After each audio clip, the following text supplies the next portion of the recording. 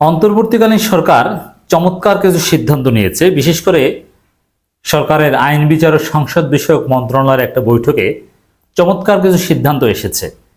এই সিদ্ধান্তগুলোতে এমনিতেই খুব শীঘ্রই আওয়ামী লীগ কঠিন অবস্থায় পড়বে। আওয়ামী লীগের পদধারী নেতাদের গ্রেপ্তার শুরু হয়ে যাবে, খুঁজে খুঁজে গ্রেপ্তার করা হবে এবং আওয়ামী লীগের নিষিদ্ধের ভিত্তিপ্রস্তর স্থাপন হবে। আওয়ামী লীগের হয়ে যারা গণহত্যায় অংশ নিয়েছে তাদের বড় মেয়াদের শাস্তি হবে, সবকিছু হবে। এর মানে এখনো যারা চালাকি করে মূর্খতাবশত আওয়ামী লীগের হয়ে রাজপথে নামছেন, মিছিল করছেন, শেখ হাসিনাকে ফিরিয়ে আনার কথা বলছে গোপালগঞ্জের আওয়ামী লীগের সন্ত্রাসীরা, আপনাদের তো আইন অনুযায়ী কিছুদিন পর গ্রেপ্তার করা হবে। গণহত্যার প্রত্যেক সহযোগী কোলাবরেটরস অ্যাক্টেও প্রয়োজনে আইন করা হবে এবং সেই আইনে একটা আপনাদের বিচার হবে। আইন বিচার ও সংসদ বিষয়ক মন্ত্রণালয়ের সিদ্ধান্ত সেই ইঙ্গিত দেয়। অতএব এত সহজ মনে করেন না, আপনাদের সুদিন শেষ। আওয়ামী লীগের রাজনীতি আবার ফিরে আসবে। এই জন্য যারা এখন রাজপথে নামছে, সজীব ওয়াজেদের বক্তব্য শেয়ার করছে, এদের মতো মূর্খ আর বাংলাদেশে নেই। নিজেদের পায়ে নিজেরা কুড়াল মারছে।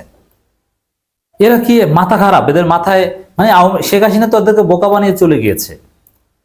এই লোকগুলো আসলেই বোকা, মূর্খ। আওয়ামী লীগের পক্ষে মাঠে নামছে এখনো। দর্শক, আইন মন্ত্রণালয়ের 5টা সিদ্ধান্ত নিয়ে আমি একটু আলোচনা করব। আইন বিচার ও সংসদ বিষয়ক মন্ত্রণালয়ের জুলাই আগস্টে ছাত্র জনতার গণ আন্দোলন দমন করার জন্য যেসব হত্যাকাণ্ড ঘটেছে সেগুলোর সঙ্গে জড়িতদের দ্রুত বিচারের আওতায় আনার ব্যবস্থা করা হবে।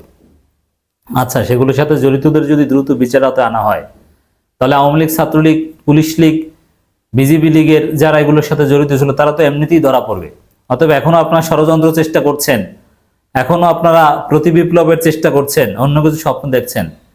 তা আপনারা তো জুলাই আগস্টে যা করেছেন এই জন্য তো গ্রেপ্তার হতে যাচ্ছেন খুব দ্রুত সময়ের মধ্যে। প্রথম সিদ্ধান্তই হচ্ছে এটা। অতএব অতি অল্প সময়ের মধ্যে দেখবেন যে দেশব্যাপী আওয়ামী লীগের লোকজনের গ্রেপ্তার শুরু হয়েছে। আওয়ামী লীগ করার কারণে গ্রেপ্তার সেটা নয়, সন্ত্রাসী কাজের জন্য, গণহত্যায় অংশ নেওয়ার জন্য। এবং শেখ হাসিনার বিরুদ্ধে গ্রেপ্তারি পরোয়ানা জারি হবে। এটা লিখে রাখেন, শেখ হাসিনার বিরুদ্ধে গ্রেপ্তারি পরোয়ানা জারি হবে। অর্থাৎ শেখ হাসিনা দেশে ফিরবেন, নির্বাচনে অংশগ্রহণ করবেন, বিএনপির সাথে কাজ করবে, সজীব ওয়াজেদ, এগুলো সব চাপাবাজি, ধান্দাবাজি। গত 1 জুলাই থেকে 5 আগস্ট পর্যন্ত ছাত্র জনতার গণ আন্দোলনকে দমন করতে যেসব ফৌজদারি মামলা দায়ের হয়েছে সেগুলো আগামী 3 কর্মদিবসের মধ্যে প্রত্যাহার করে প্রয়োজনীয় পদক্ষেপ গ্রহণ করা হবে। এবং এই ফৌজদারি মামলাগুলো করতে কারা সহায়তা করেছিল কি তারাও চিহ্নিত হবে ডেফিনেটলি। শিশু কিশোর উন্নয়ন কেন্দ্রে যেসব শিশু কিশোর মিথ্যা ও হয়রানিমূলক মামলায় আটক রয়েছে তাদের আগামী 3 কর্মদিবসের মধ্যে ছেড়ে দেওয়ার ব্যবস্থা করা হবে। অনেক শিশু কিশোরকে হত্যা করেছে হাসিনা, অনেক হত্যা করে, শিশুকে হত্যা করেছে।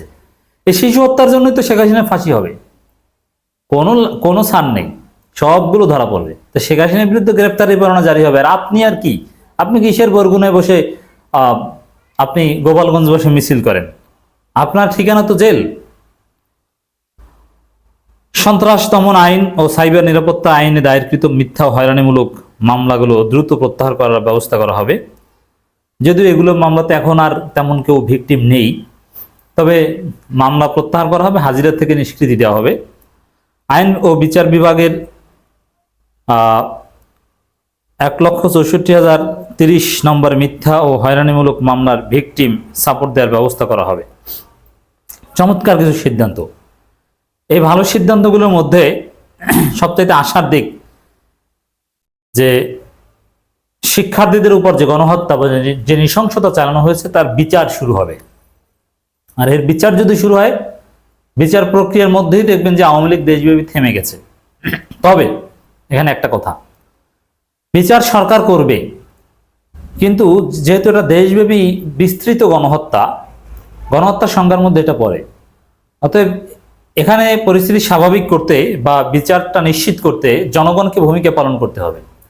এজন্য আওয়ামী লীগের পদধারী যত নেতাকর্মী আছে, কে ফেসবুকে কি পোস্ট দিয়েছিল, অনেকে ডিলিট করে ফেলেছে, এখন উস্কানিমূলক পোস্ট দিয়েছিল, শিক্ষার্থীদেরকে মোকাবেলা করবে, দেখে নিবে, হামলা করতে উস্কানি দিয়েছিল, এখন পোস্ট ডিলিট করে এখন গা ঢাকা দিয়েছে। এদেরকে ধরতে, বিচার আওতায় আনতে বিএনপি, জামাত, আপামার জনসাধারণকে সহায়তা করতে হবে। মনে রাখবেন, সাধারণ আওয়ামী লীগের কোনো দোষ নেই, কিন্তু আওয়ামী লীগের পদধারী প্রত্যেকেই কোনো না কোনোভাবে দোষী। অতএব পদধারীদেরকে সতর্ক নজরে রাখতে হবে কেউ যেন পালাতে না পারে, এবং আত্মীয় স্বজন হিসাবে কেউ আশ্রয় দিবেন না। নিরীহ আওয়ামী লীগকে তো বিএনপি জামাতেই প্রোটেক্ট করবে, আশ্রয় দিবে কিংবা নিরাপত্তা দিবে, কিন্তু দুষ্কৃতিকারী আওয়ামী লীগকে, আওয়ামী লীগের অনেক নেতারা বিএনপির আত্মীয়র বাসায় লুকিয়ে আছে, এরকম অনেক খবর পেয়েছি। কিন্তু না, আশ্রয় দিবেন না, মাইরও দিবেন না, সেনাবাহিনীর হাতে তুলে দিবেন। যাই হোক দর্শক, অন্তর্বর্তীকালীন সরকার যে সিদ্ধান্তগুলো নিচ্ছে, আওয়ামী লীগের শনির দশা খুব শীঘ্রই আসছে ইনশাআল্লাহ।